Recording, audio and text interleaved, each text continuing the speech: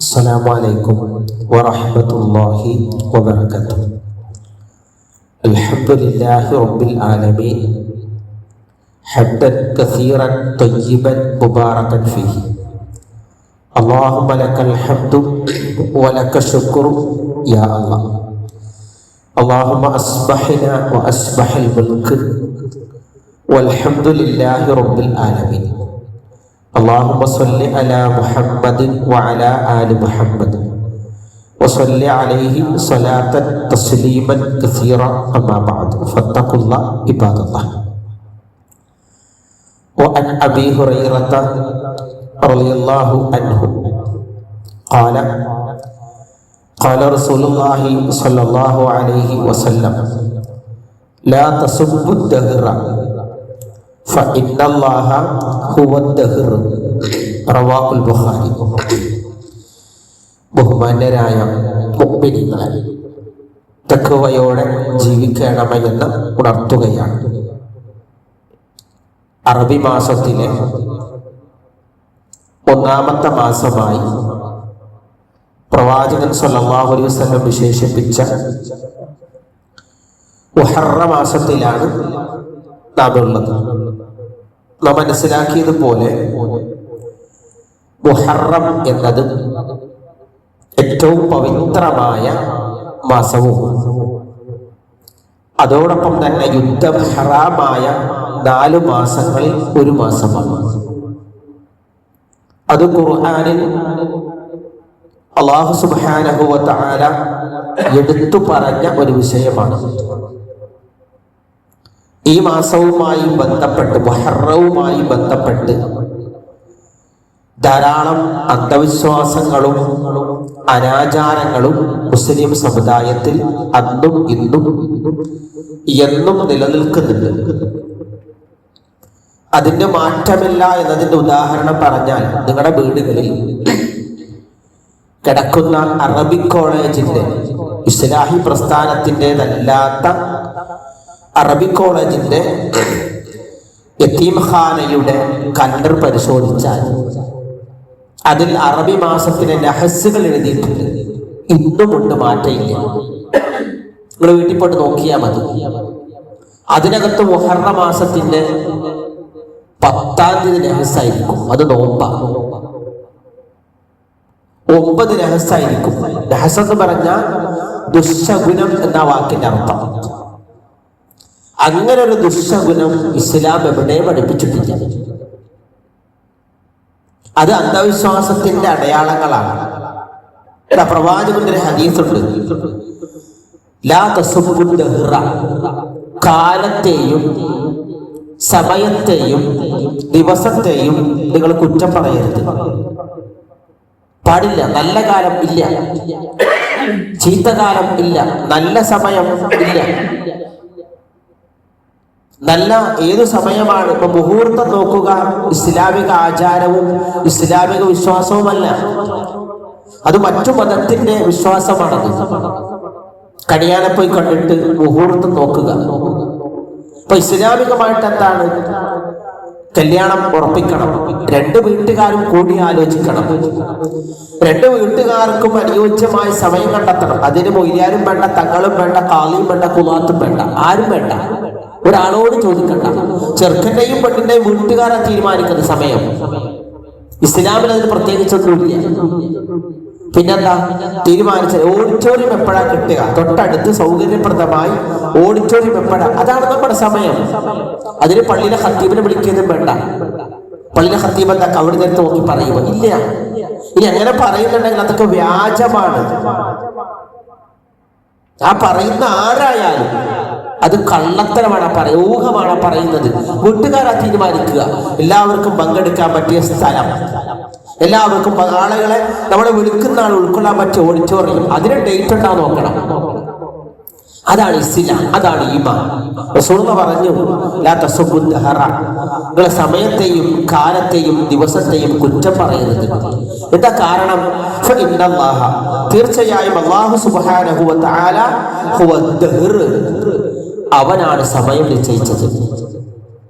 ഇപ്പൊ ഒരു മാസം, ഒരു വർഷം 12 മാസം ഉണ്ടാകണമെന്ന് ശാസ്ത്രമല്ല. ശാസ്ത്രമല്ല, അള്ളാന്റെ നിർദ്ദേശമാണ് ഖുർആനിൽ. അറബി മാസം 12 മലയാള മാസം 12 ഇംഗ്ലീഷ് മാസം 12 അതുപോലെ തന്നെ ഇംഗ്ലീഷ് മാസവുമായി ബന്ധപ്പെട്ടിട്ട് 6 മാസം കണക്റ്റഡ് ആണ്. പിന്നെ വിശദീകരിക്കും ഞാൻ. ഇംഗ്ലീഷ് മാസത്തിന് 6 മാസം കണക്റ്റഡ് ആണ്. ദിവസങ്ങൾ കൃത്യമായിരിക്കും. അത് ശാസ്ത്രീയമാണ്.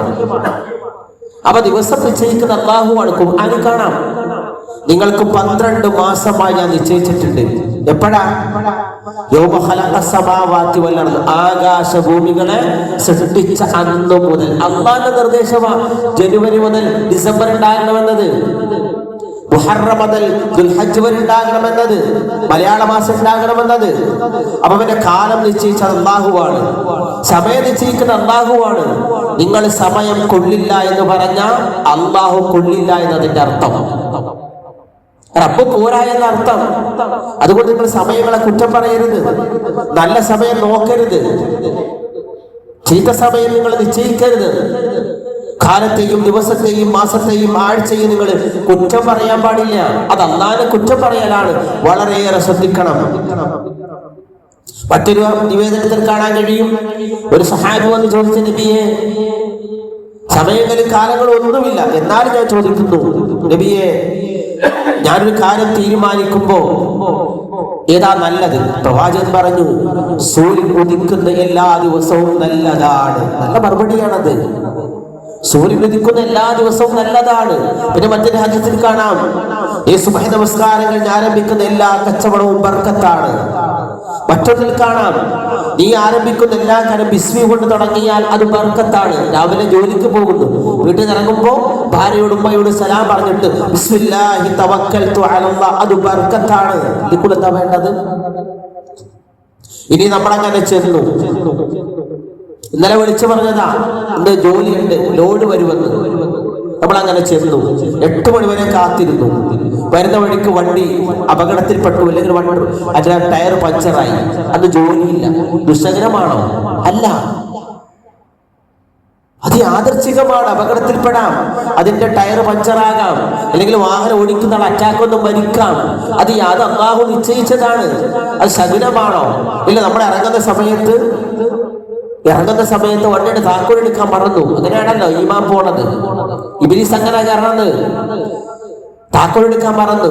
വീടിന്റെ 3ാമത്തെ സ്റ്റെപ്പ് കഴിഞ്ഞ് നമ്മൾ കാർ പോർച്ചിലേക്ക് ചെന്നു. അപ്പോഴാണ് ഭാര്യ പുറകിന്ന് വിളിച്ചത്.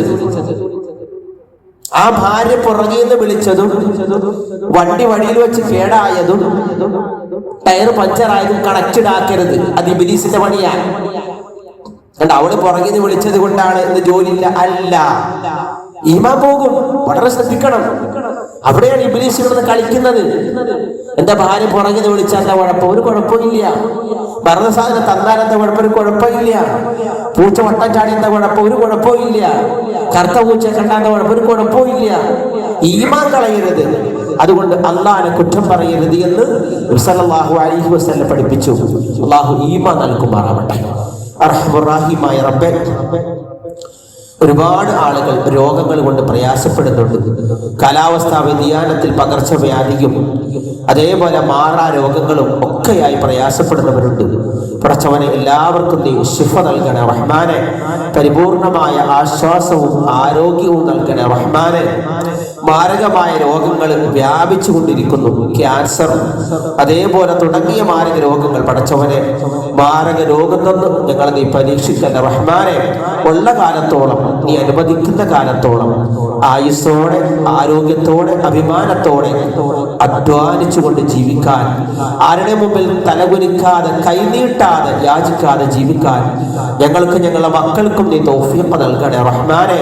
ഈ പള്ളിയെ സഹായിക്കുന്ന ധാരാളം ആളുകളുണ്ട്, ചെറുതും വലുതുമായിട്ട്. പടച്ചവനെ, അവരെ നീയും സഹായിക്കണേ റഹ്മാനെ. അവരെ സ്വതക്കകൾ നീ സ്വീകരിക്കണേ റഹ്മാനെ. അവരെന്ത് നെയ്യത്തിലാണോ ഈ തൗഹീദിന്റെ മസ്ജിദിനെ സഹായിക്കുന്നത്, ആ നെയ്യത്ത് നീ സഫലീകരിക്കണേ റഹ്മാനെ, പൂർത്തിയാക്കി നൽകണേ റഹ്മാനെ. ഇനിയും സഹായിക്കാൻ നല്ല മനസ്സ് കൊടുക്കണേ റഹ്മാനെ. ربنا تقبل منا انك انت السميع العليم وتب علينا انك انت التواب الرحيم. ربنا آتنا في الدنيا حسنة وفي الآخرة حسنة وقنا عذاب النار. رب اغفر ولوالدي رب ارحمهما كما ربونا صغارا. السلام عليكم ورحمة الله وبركاته. سبحانك اللهم وبحمدك أشهد أن لا إله إلا أنت أستغفرك وأتوب إليك.